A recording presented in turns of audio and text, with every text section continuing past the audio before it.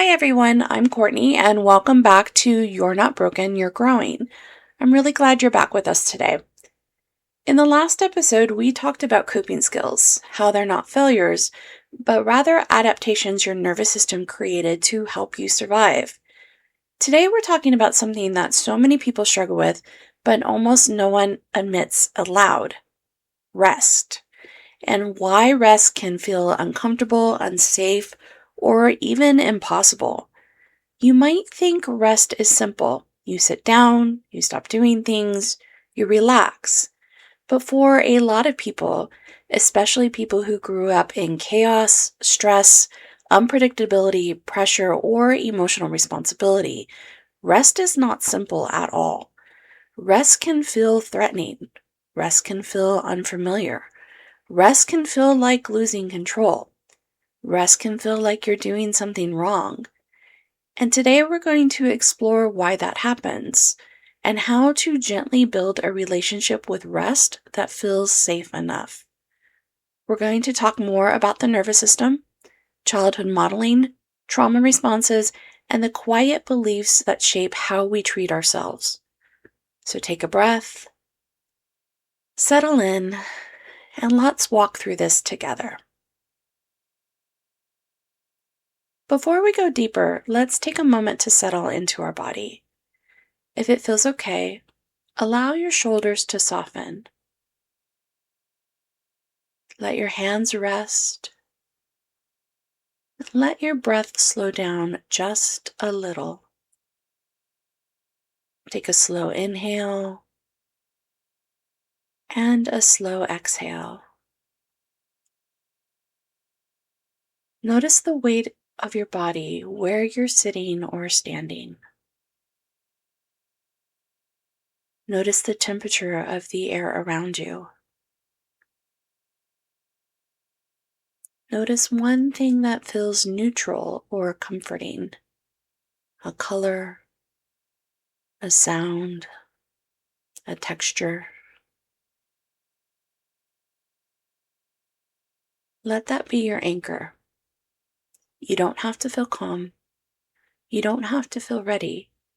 You just have to be here enough. Let's begin. Let's start with something important. If rest feels hard for you, there is a reason, and that reason does make sense. Rest is not just a physical act. Rest is a nervous system state. To rest, your body has to feel safe. Your brain has to feel safe. Your environment has to feel safe enough. If you grew up in a home where rest was punished, criticized, or shamed, if you were told you were lazy for slowing down, if you lived in survival mode for years, if you were responsible for too much too early, if you learned that being still meant being vulnerable, then of course rest feels hard. Your body learned that rest equals danger. Your brain learned that rest equals risk. Your nervous system learned that rest equals exposure. And even if your adult life is calmer now, your body may be still living by those old rules. Before we move forward, I want to also make sure that this is very clear. When we're talking about rest, we're not talking about sleep. We're talking about the time that we take for ourselves just to reset, those breaks that we often need throughout the day that we have learned to ignore. And that's what we're moving forward into now by adding something that I think brings people a lot of clarity, something that explains why rest does feel uncomfortable and why it's something that we sometimes actively avoid even when we logically know we need it. The nervous system learns rest through safety. It learns rest through modeling. It learns rest through repetition. If those ingredients weren't present, rest won't feel natural. And in fact, it can feel pretty foreign. And here's a part that people often misunderstand and that we've talked about in previous episodes. You can grow up in a good home with loving parents, have a good childhood, but still have a nervous system that struggles to rest. Not because anyone did something wrong, and not because your childhood was bad in some way, but because, again, rest is a learned state. And many families, even warm and supportive ones, unintentionally teach the opposite. Rest is not intuitive. I can't say this enough. Rest is taught. So let's walk through a few ways this happens and how each one shapes the nervous system's relationship with stillness. Let's start off with first, if the adults in your life never rested themselves. Children learn rest by watching adults rest. If the adults around you were always working, always stressed, always busy, always pushing through exhaustion, your nervous system learned this is what being a grown-up looks like. This is what being responsible looks like.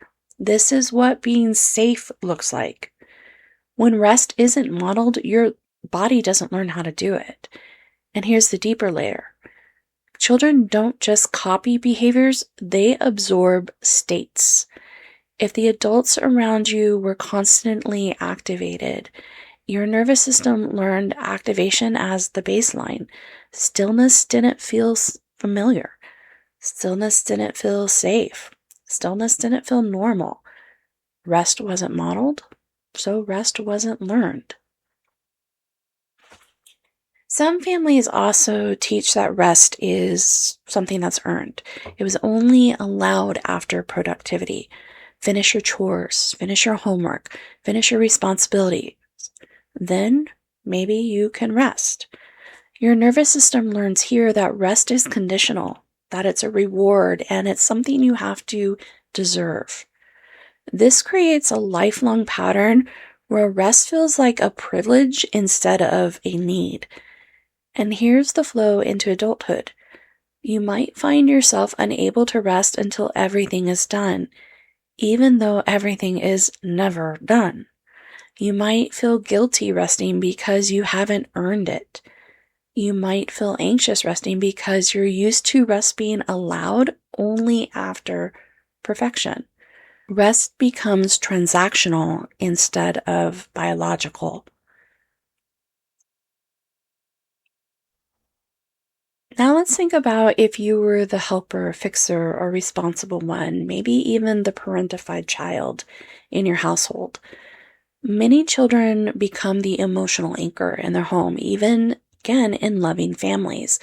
If you were the one who kept the peace, who soothed your parent, took care of siblings, managed the emotional climate, stayed strong, stayed quiet, stayed helpful, your nervous system learned, I don't get to rest until everybody else is okay. That's not a conscious belief, it's a survival adaptation. And in adulthood, that becomes, I can't rest until everything is done. I can't rest until everyone is happy. I can't rest until everything is perfect. And tying back into the previous one we talked about, it also will lead into additional statements of, I can't rest until I've earned it. Rest becomes something you postpone indefinitely because your nervous system is still scanning for what needs to be fixed, managed, or controlled. For some people, stillness also meant that rest could be unsafe. Feelings came up, memories surfaced, loneliness appeared, anxiety got louder, someone got angry, something unpredictable happened during rest. Stillness wasn't peaceful. It was dangerous. So the nervous system learned movement is safer than stillness. This is why some people feel more anxious when they stop moving. Stillness removes distraction, and without distraction, the internal world can get louder. So your body isn't resisting rest because you're dramatic. It's resisting rest because it remembers what happened the last time you slowed down. Another reason why rest feels difficult for people is if you are especially highly sensitive. highly sensitive nervous system process more information. Stillness can feel like sensory overload because there's suddenly nothing distracting you from your internal world. This isn't a flaw, it's your body's wiring. Highly sensitive people often need structured rest, not empty rest. They need gentle sensory anchors, soft lighting, calming sounds, grounding textures, anything that helps their nervous system truly settle. Without those anchors, rest can feel like too much and too fast. And lastly, let's take a little more deeper look at how trauma teaches the body to stay alert. Trauma, big or small, teaches the nervous system that vigilance is safer than rest. Again, not because you're dramatic and not because you're weak, but because your body learned that staying alert kept you safe. The nervous system remembers patterns, not logic. So even if your adult life is calmer now, your body may still be living by old rules.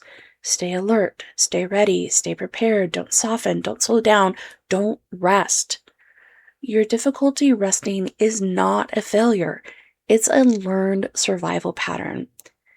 And survival patterns can be unlearned, gently, slowly, and with compassion. Rest is not just a break. It's biology. When your body rests, it shifts into the parasympathetic nervous system, often called the rest and digest state. This is the part of your nervous system responsible for digestion, your immune function, hormone regulation, emotional processing, memory consolidation, creativity, tissue repair, and long-term resilience.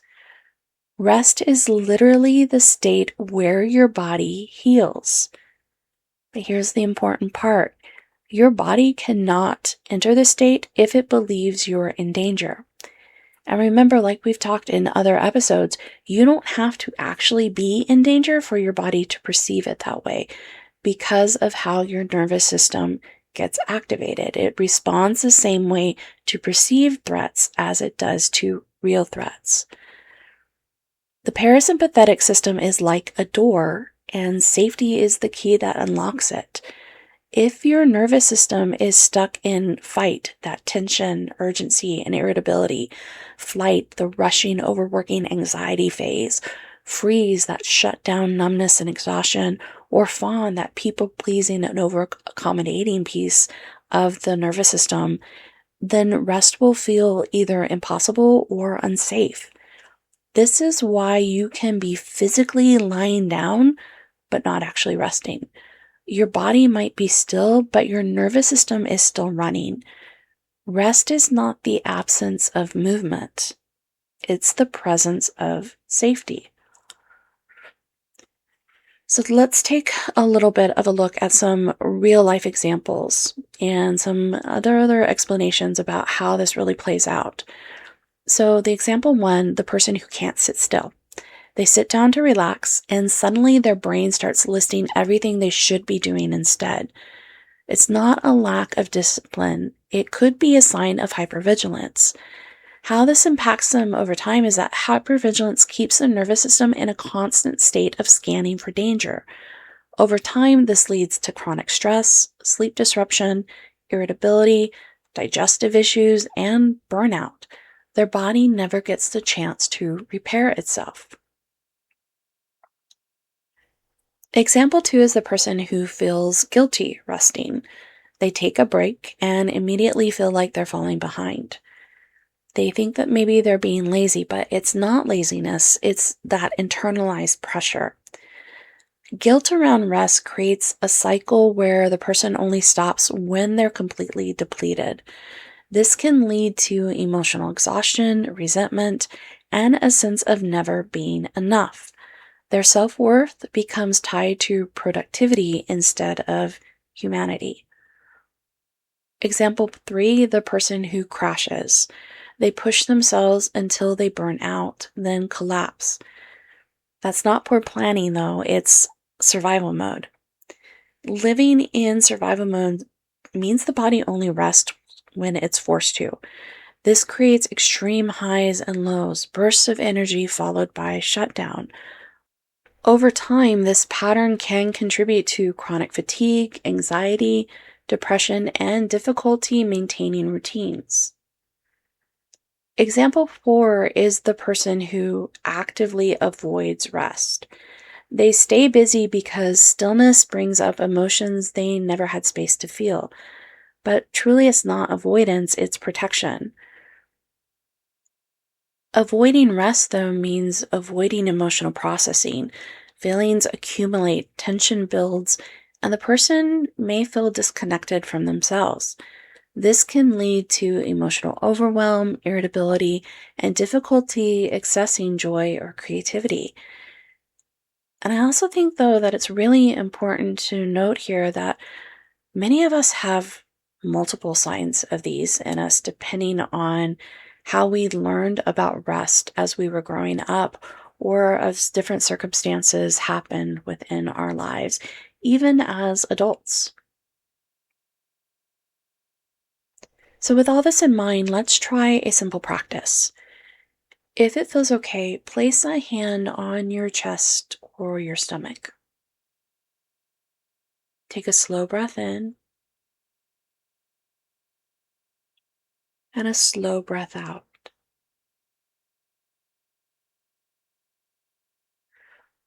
Ask yourself gently, do I feel safe enough to rest for 1 minute? Not an hour, not a whole evening, just 1 minute.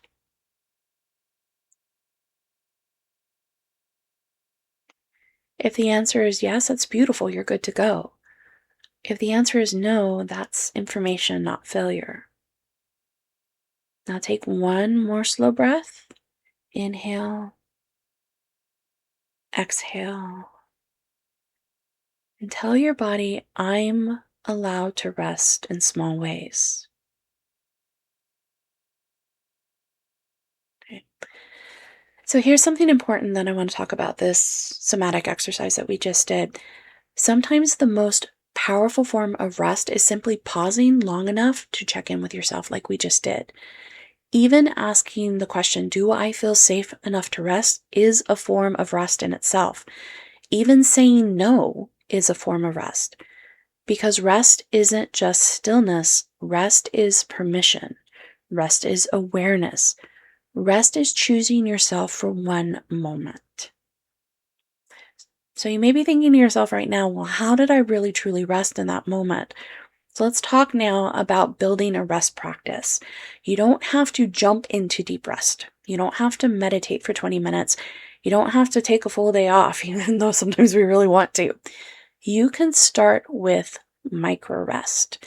Tiny little moments that tell your nervous system it's safe enough to soften. Here are a few ways to practice micro rest, and we'll try a couple of these together before we end today. So just taking that one slow breath, a sip of water with awareness, just taking a moment to allow yourself to enjoy that water, feel the coolness of it as it runs down your throat. Taking a gentle stretch, having a moment where you're just simply still, looking out the window, putting your hand on your heart or on your belly. If you're constantly up and moving, just sitting down for 30 seconds. Closing your eyes for a moment. Relaxing your jaw.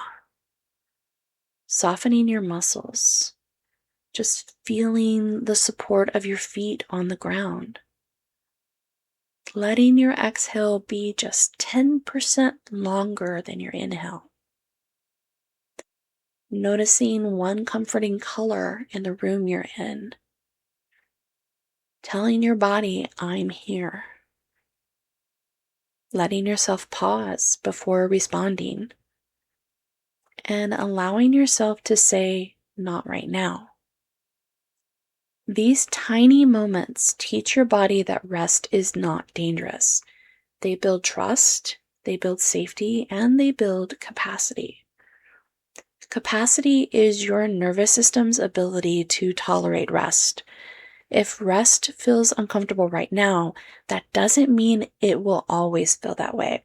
And I'll tell you that from example. I was definitely one of many of those examples we talked about earlier. And I don't feel guilty about rest anymore. I know I need it. And I was also that one that burned out and crashed and basically had to change the way I looked at rest. Capacity grows through repetition.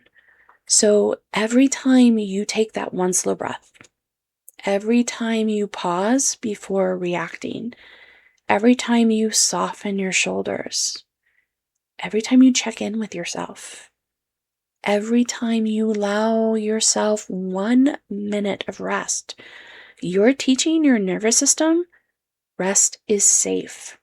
Stillness is allowed. I don't have to earn this.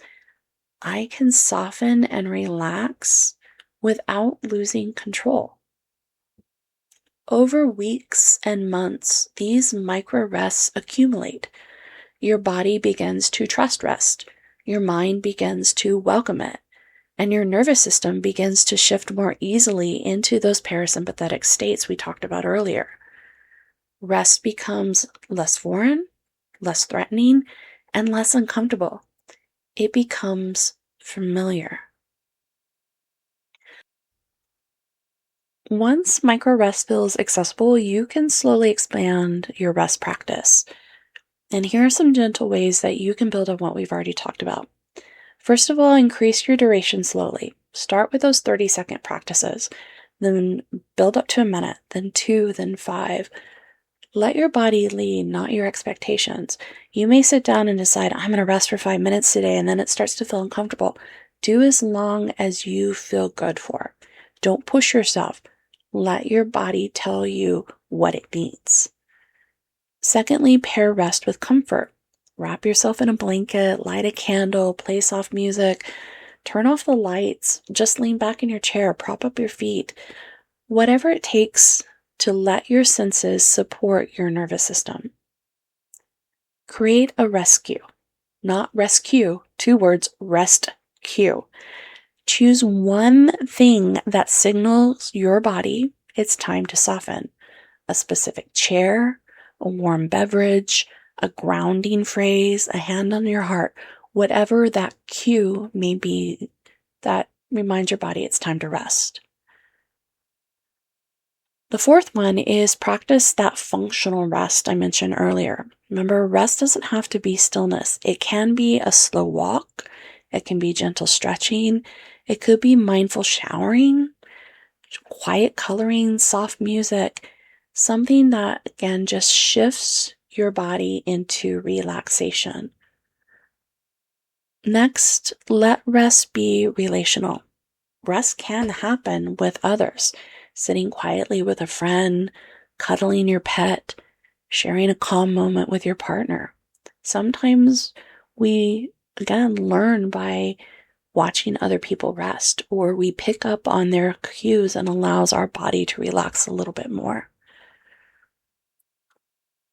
Also, make sure that you're honoring your limits. Rest also includes saying, I can't do that right now. I need a moment. I'm at my capacity, or I need to pause. Set those healthy boundaries for yourself, even if you're telling yourself these things and not someone else. And lastly, celebrate the small wins. Every single little teeny tiny moment of rest counts. Every pause is progress. Every breath is healing. Rest is not a destination. It's a relationship you build with your body over time. So before we close today, let's do some gentle reflection. So if you're able, take a moment to reflect or come back to this later and ask yourself these questions. What messages did I learn about rest growing up? What emotions come up when I try to rest?